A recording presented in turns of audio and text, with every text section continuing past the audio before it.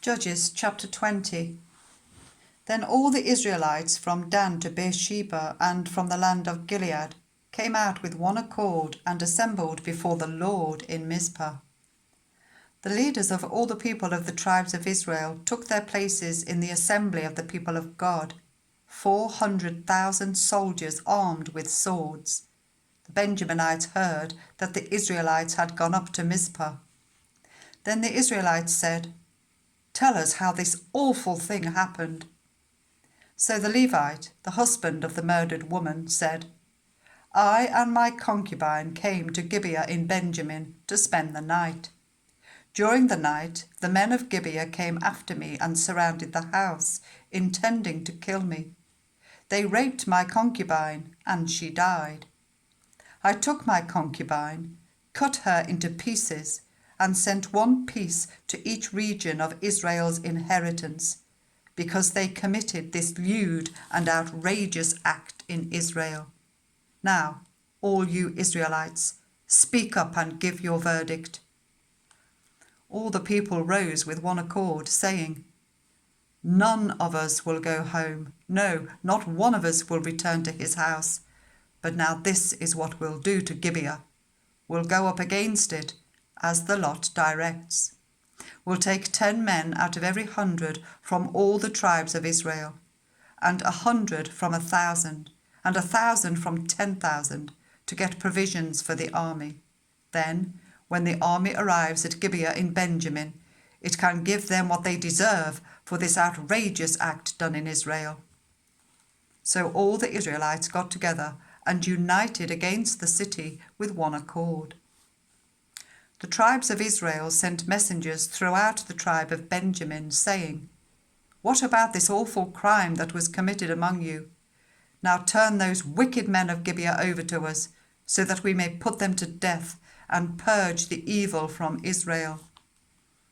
But the Benjaminites would not listen to their fellow Israelites. From their towns they came together at Gibeah to fight against the Israelites. At once the Benjaminites mobilized 26,000 swordsmen from their towns, in addition to 700 able young men from those living in Gibeah.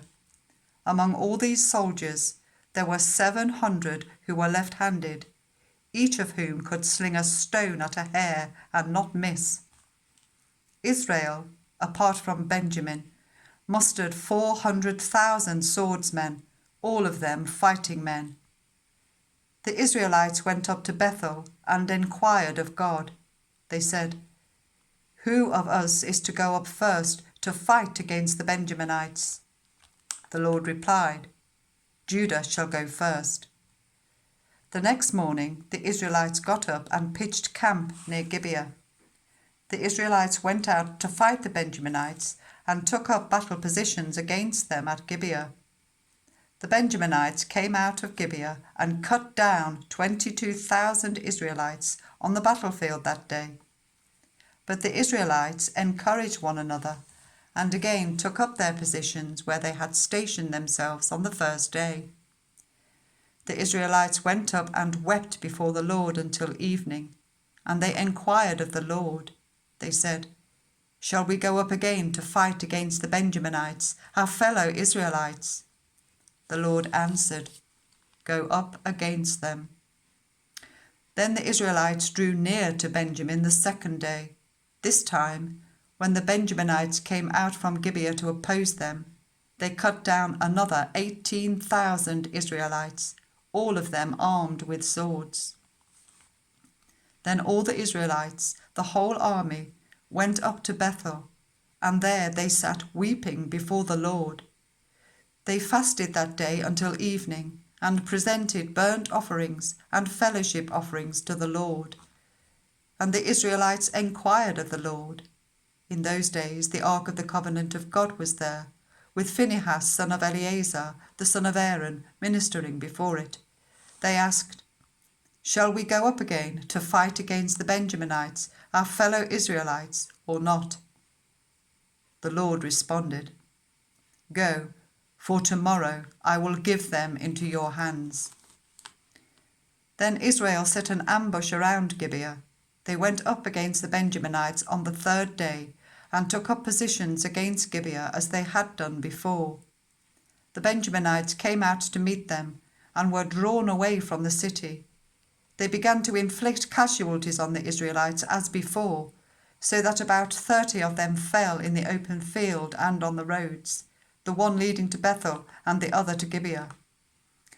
Whilst the Benjaminites were saying, "We are defeating them as before," the Israelites were saying, "Let's retreat and draw them away from the city to the roads."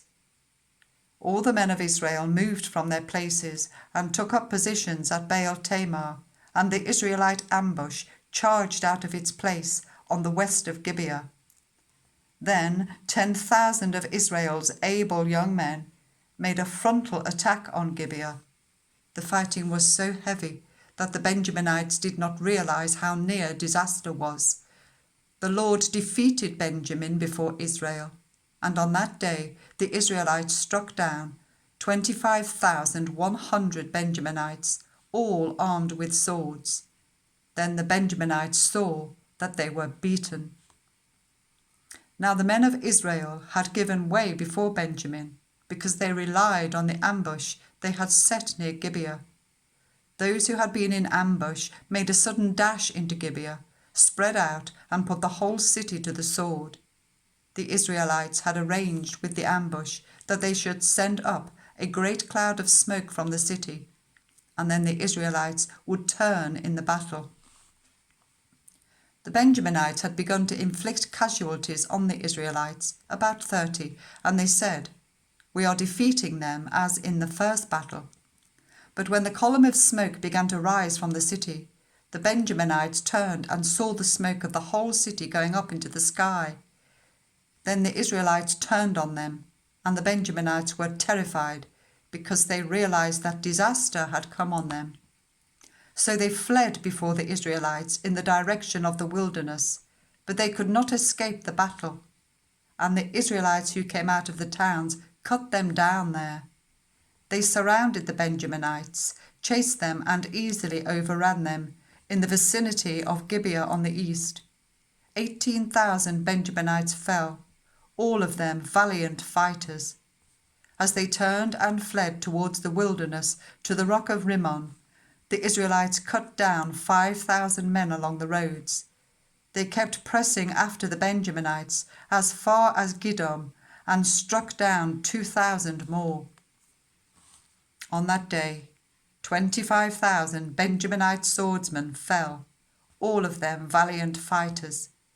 But 600 men turned and fled into the wilderness to the rock of Rimmon, where they stayed for 4 months. The men of Israel went back to Benjamin and put all the towns to the sword, including the animals and everything else they found. All the towns they came across, they set on fire.